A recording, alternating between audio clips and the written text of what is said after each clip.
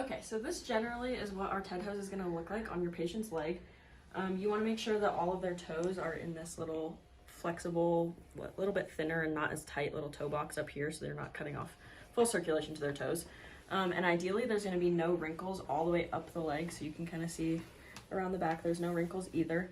On Juno it's going to be a little bit different just because she's got some little joints in here that it's going to get caught in, so we can't get all the wrinkles out.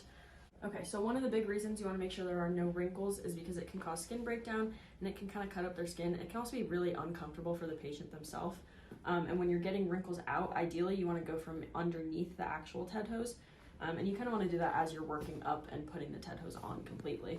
There's also a few different types of TED hose. So there's some that kind of end right around their knee. This one goes all the way up, so you can kind of see that there's like a little grippy section that holds it all the way up to their thigh.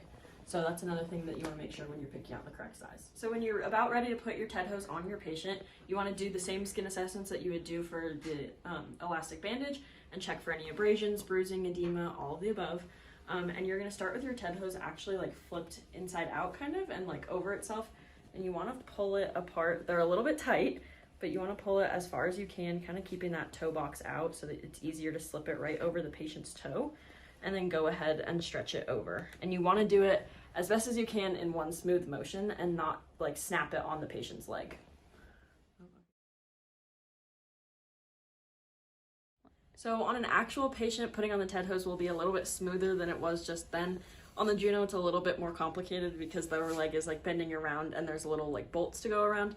But with a real patient, their leg's gonna be a little bit stiffer and it's gonna be a little easier to just slide it right up. It's important to remember that TED hose are one per patient, meaning that they don't share. And typically, patients will have two pairs just in case one gets soiled. You'll wash them and then use the other pair.